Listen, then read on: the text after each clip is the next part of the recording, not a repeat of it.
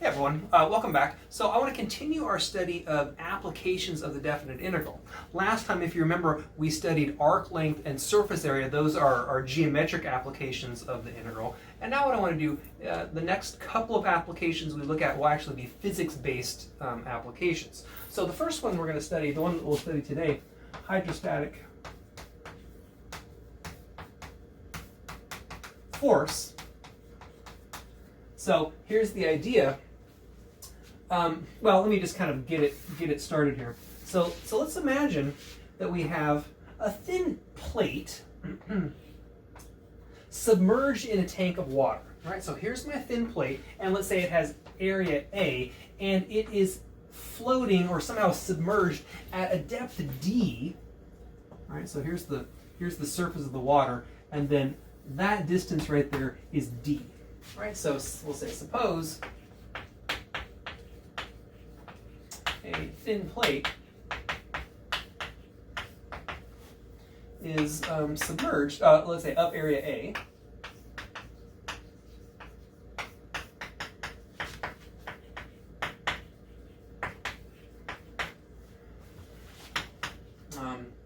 in, let's say at a depth, capital D, in a fluid of density rho. So that's a Greek letter rho right there. So here's the idea. What I want to do is find the total force that is being applied to the plate by the water, right? How much force is on this plate. So what you can imagine now is there's actually a column of water sitting, resting, if you like, on top of this plate. And so if we could somehow figure out what the weight, the force of that water is, that would tell us exactly the force on A. So it's all about the column of water sitting above that plate right there. So let's see. Right, so the volume, now let's kind of do this in steps here. So the volume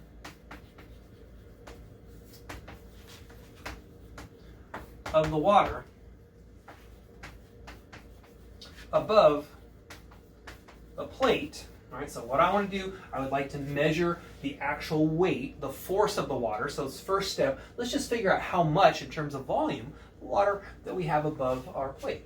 So the volume of the water above the plate, well, that's just the volume of this box right here, and that's going to be the area of the plate, right, the area of the base, times the depth, right? The depth measures the height of this column of water sitting above the plate. Okay, fine. So there's the volume. If you want mass, we need to multiply by the density of the water, so the mass.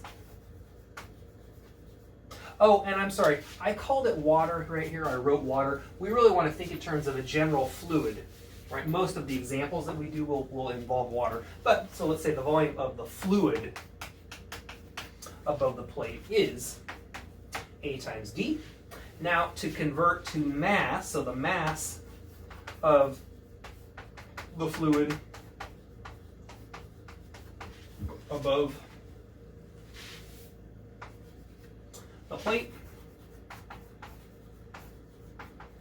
is, so let's see, now you just have to multiply by the density, so that's volume times density, so A times D times rho.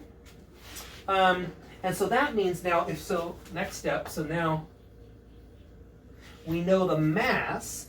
If we want the force, right, force is mass times acceleration. In this case, it's just gravity. So the force on the plate is F equals mass times acceleration, so that's going to be A d rho. There's mass times acceleration, g, so this is just the gravitational constant, so where little g is gravitational constant. All right, so remember, if we're working in the metric system, G is just 9.8. And now this leads to a definition. The pressure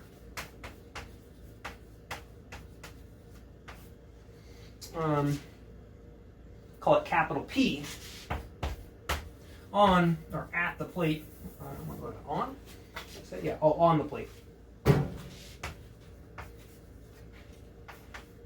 So pressure is force per unit area. So this is capital P. It's equal to force divided by area. So if we take our force and divide it by area, that's equal to D times rho times G.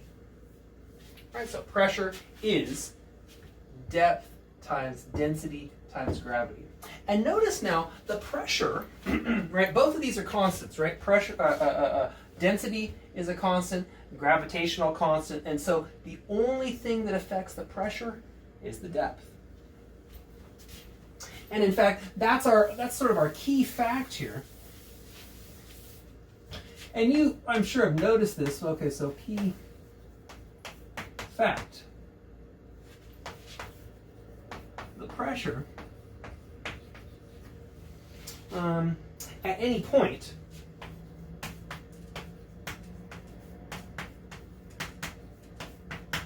is the same in any direction. So that's important here. Now, and I'm sure you've experienced this, right? If you dive into water and you swim down to a certain depth and you start to feel the pressure on your ear and you stay at that depth, the pressure will not change as you spin and rotate if your eardrum is pointing up versus sideways versus down. If your eardrum is at that same spot, the pressure on your eardrum is going to be exactly the same. So that's the idea, is that at any point within the fluid, the pressure in all directions is exactly the same. It doesn't change whether you want to consider pressure pointing down or sideways. So notice now that picture, I know I erased the picture, but the picture as we derived these various formulas right here were all based on a water column sort of pushing down straight on this plate that was suspended horizontally.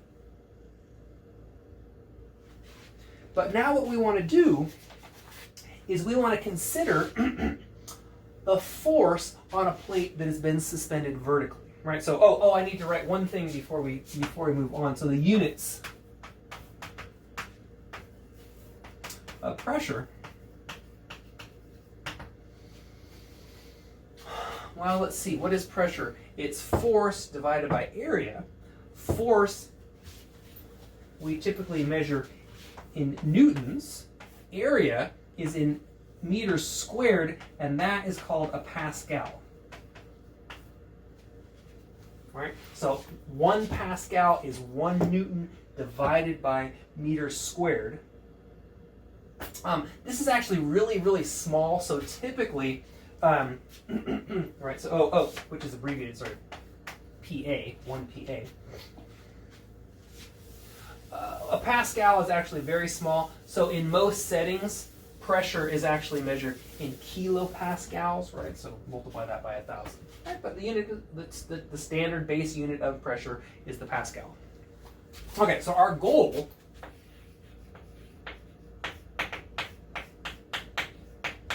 find what we call the hydrostatic force on a vertical plate.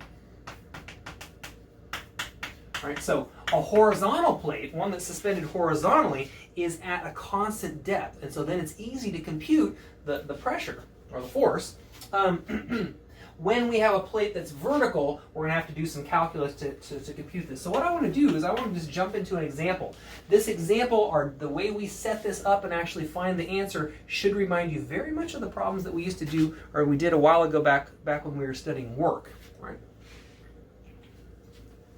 So let's just get started. So a tank of water. Yeah, so a water tank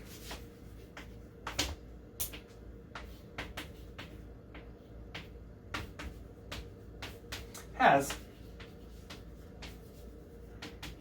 the indicated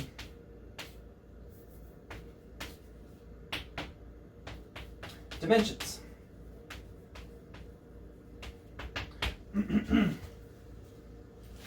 So let me draw the picture here.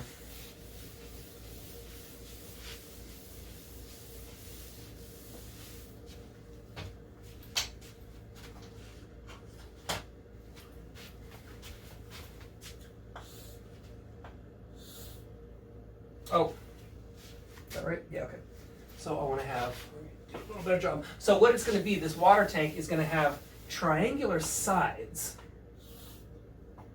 like that.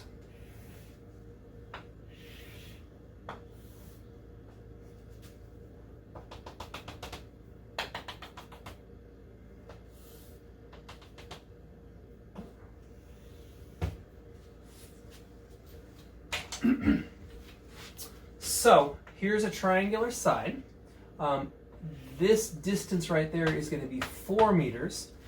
This height right here is going to be 4 meters. And then this distance right here, it doesn't matter actually, let's say it's 20 meters. All right, so we've got this water trough.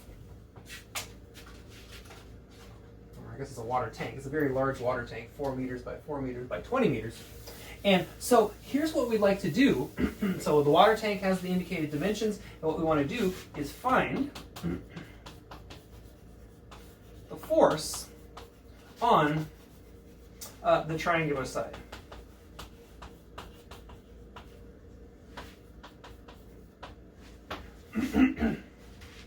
So here's the idea. Remember back when we were studying work, when you have a picture like this, the first thing you want to do draw the two-dimensional shape.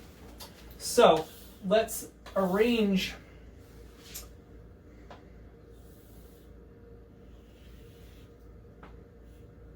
our triangular face like this.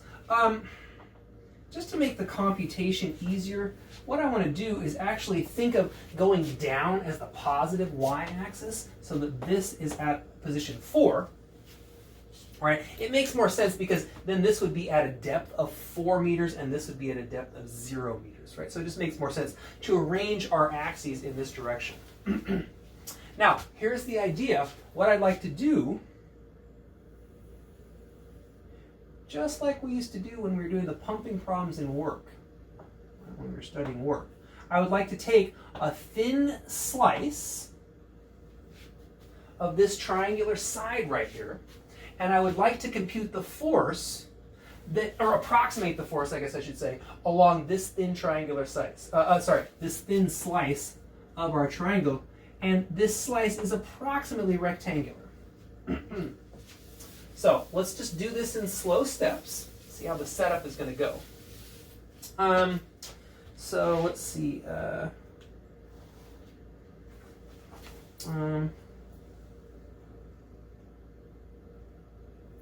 Right, so a rectangular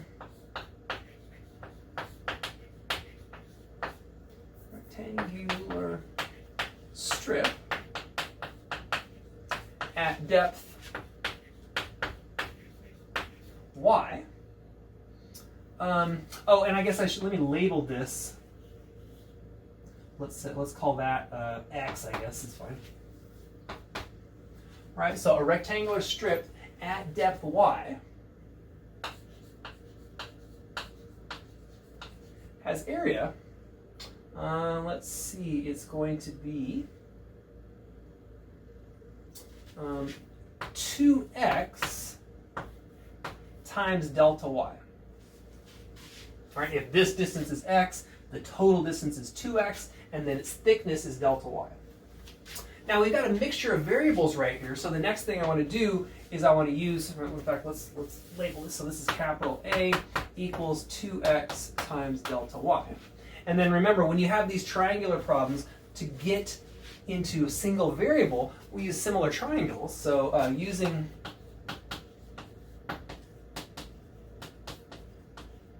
similar triangles, let's see what we have. So the big triangle is going to be this one right here. All right, so that's going to be 2 over 4. And what's that equal to? Well, the smaller triangle, it's going to be x over this distance right here, which is 4 minus y. Remember, anytime you compute distance, it's larger number minus smaller number, so it's going to be 4 minus y. And so then if I solve for x, we get x equals 4 minus y over 2. And then I'm going to substitute that into my formula for area.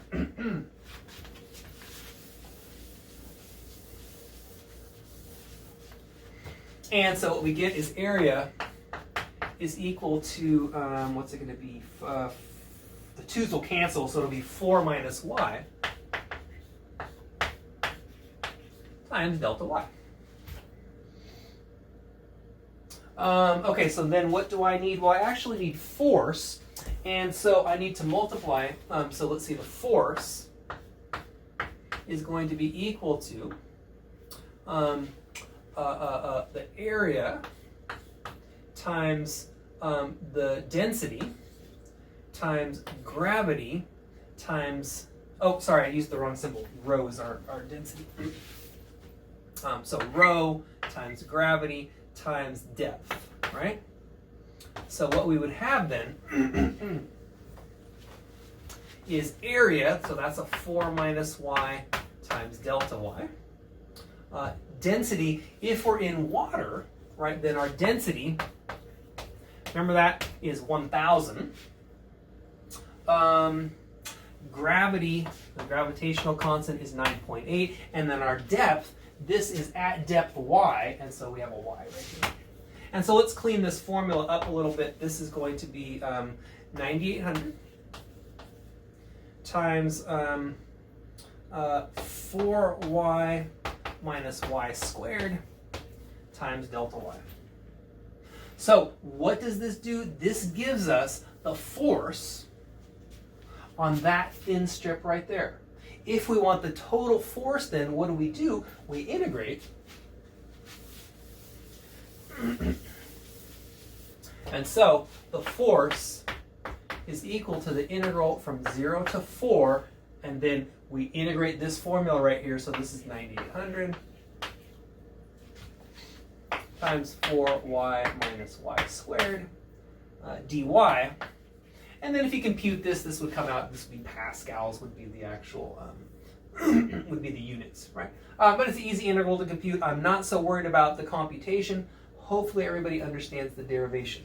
What we did is we found the force on a thin rectangle. Once you have the formula for the force on that thin rectangle, then integrating along all of the, where all the water is, right? That's going to tell us what the total force is.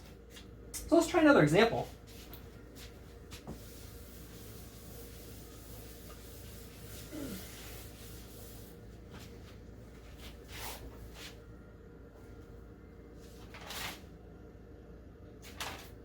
Okay, so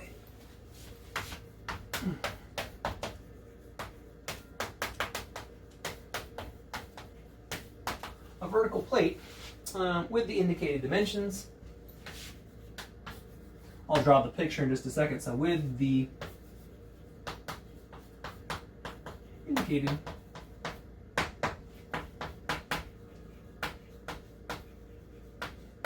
dimensions is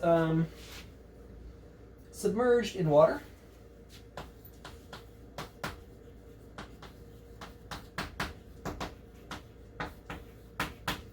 Find the force on a plate. So here's the picture now. Here's my tank of water, just kind of a cross section of the tank of water. And then we've got a circular plate in this case that has radius 2 meters, and it has been submerged so that the top is 2 meters below the top of the water, right? The top of the plate is 2 meters below.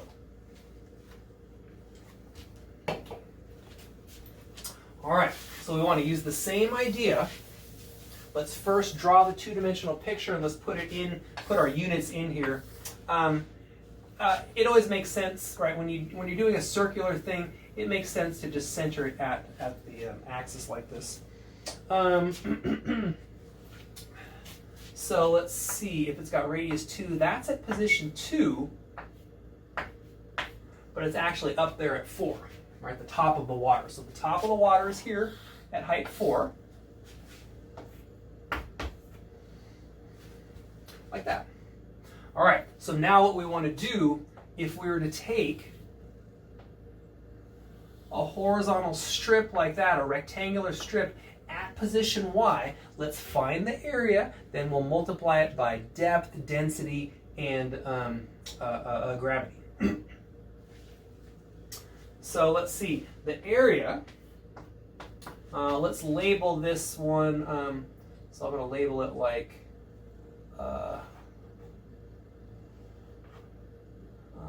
where do I want to put? I just don't want to crowd my. Okay, so let's call that X right there. So the area, right, and X is this distance right there. All right, so area is going to be 2x. It's got thickness delta y times delta y. And then let's see. Now we're going to use Pythagorean theorem. So Pythagorean theorem tells us that, let's see, that distance is y, so it's going to be x squared plus y squared equals 4. And so if we solve for x, what we get is x is equal to square root of 4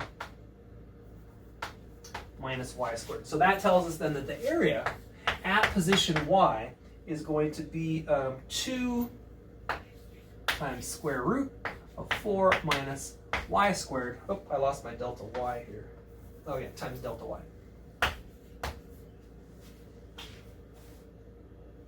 And I guess I didn't draw my triangle very good. The Pythagorean theorem is being applied to that triangle right there. It's got leg x here, leg y there, and then the hypotenuse is length 2.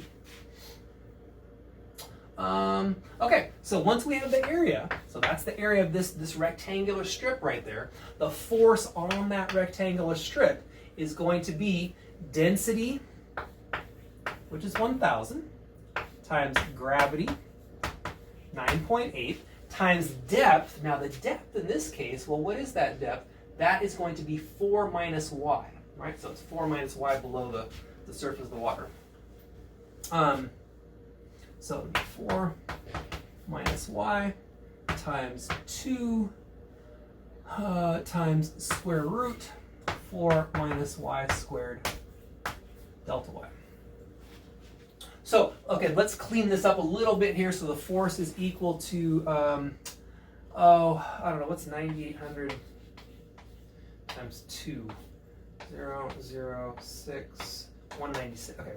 19600. That's taking the 1,000, the 9.8, and the 2 and multiplying those together. Then it's times 4 minus y square root 4 minus y squared times delta y. So the total force on that plate